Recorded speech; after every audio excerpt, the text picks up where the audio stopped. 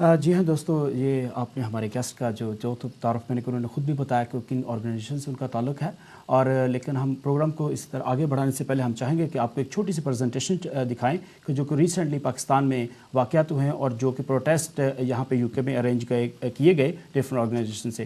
میں اپنے پروڈیوسر سے ریکویسٹ کروں گا کہ اگر وہ کلپ ریڈی ہے تو please put it on year.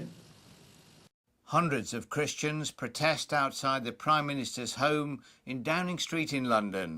They're led by the Bishop of Rochester, Michael Ali Nazir, who's pledged to fight for the rights of minorities around the world.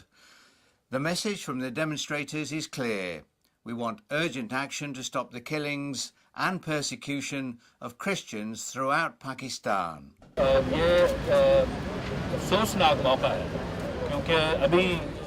Is a very sad moment. A few days ago, we were celebrating Pakistan's Independence Day, and our dream was all religions should live in harmony. But this is simply not happening. Thousands have signed a petition calling for an end to the violence.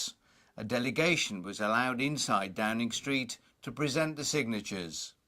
We're here in front of the Prime Minister's home to petition him to intervene with the Pakistani government concerning the heinous crimes that have been perpetrated against Christians. On August the 1st, we learned that several Christians were killed, many more burned, others driven from their homes by fundamentalists who just do not want them to engage in their faith.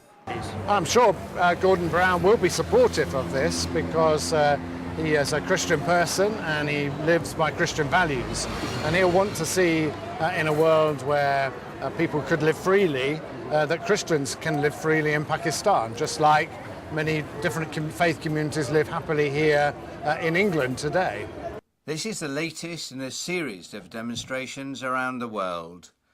Fear has gripped the Christian community in Pakistan since July 2008. That was when 2 young girls were kidnapped and forced to renounce their faith and convert to Islam. When one of the girls was released, Pukar News ran this exclusive interview with her. आपका नाम? अनिला. आपको के साथ क्या हुआ था? मेरे साथ ज़बरदस्ती हुई थी, तो इन्होंने ज़बरदस्ती करके हमको मुसलमान किया. ज़बरदस्ती से मेरी बहन को मुसलमान किया, ज़बरदस्ती से निकाह किया, और हम पिस्तौल वगैरह थे इन्हों के पास. ये कहते थे कि आपको मार देंगे जब वापस गए तो. लिहाजा मेहरबानी करो मेरी बहन को वापस उठाया जाए, क्योंकि वो गंदे लोग हैं इसके लिए. वो क्या कहते थे आपको? वो कहते थे कि आपको मार दूंगे, आपके माँ बाप के मार दूंगे, उन्हें कोई मार दूंगे, सारा ख़ानदान को मार दूंगे जो आपने हमारे खिलाफ बयान दिए थे. तो आपने क्या वहाँ पे कोई इस्लाम कबूल किया था या नहीं किया था? नहीं किया था? नहीं. यानी कि आपको ज़बरदस्ती आपको कहा गया कि आप मुसलमान हो? हाँ जी, उन्होंने आप ही कलमा पढ़ाया था, ना मौलवी को सदा ना मौलवी आया था, ना उन्होंने निकाह किया, ना उन्होंने कहा बस निकाह भी हो गया. उधर ही घर में. निकाह किसके साथ हुआ? अमजद के साथ. किसका निकाह? मेरी बहन का निकाह हुआ, ज़बरदस्ती निकाह हुआ था. उन्होंने कहा कि आपका निकाह भी हो गया, मुसलमान भी हो गया. घर में अंगूठे लगाते थे तो कहते थे आपका निकाह भी हो गया.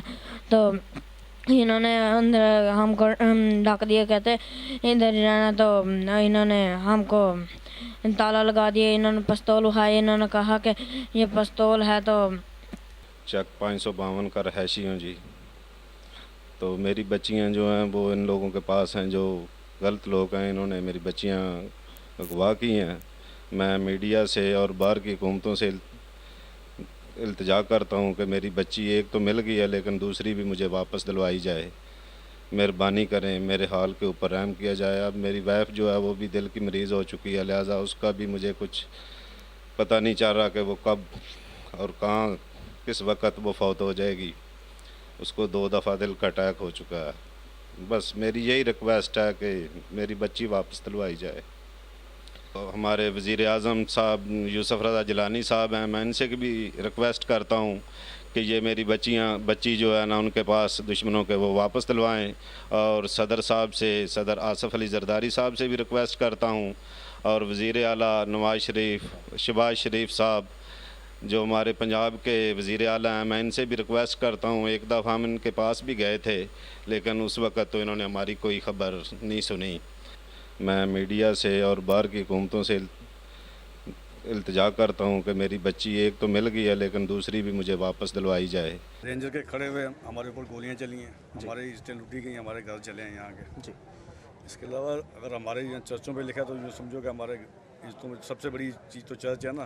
اس کے بعد عزت یا دولت جو کچھ ہے اس کے بعد میں ہے سب کچھ. But we have good relationships also with the Muslim community here in this country, and we'd be more effective if it was Christians and Muslims standing together to say that these things must not happen in Pakistan.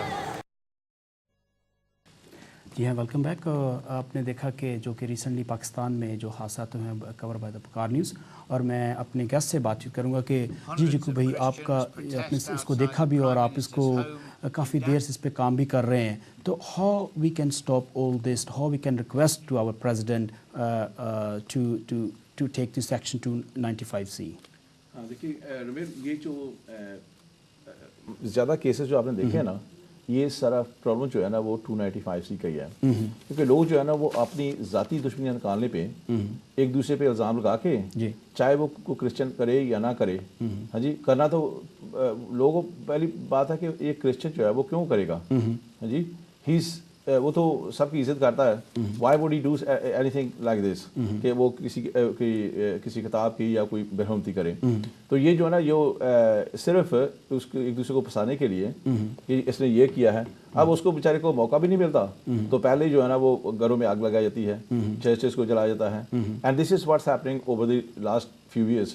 ہاں جی، بہت سے ہمارے بھائی ہیں جو بیچارے جیلوں میں پڑے ہوئے ہیں اسی کیس کی وجہ سے، اسی کیسز کی وجہ سے، ہاں جی، جن کی کوئی سنوائی نہیں ہے. ہاں جی، جب اتھارٹی سے بات کریں تو وہ اتھارٹی بیچاری وہ بھی مجبور ہوتی ہیں.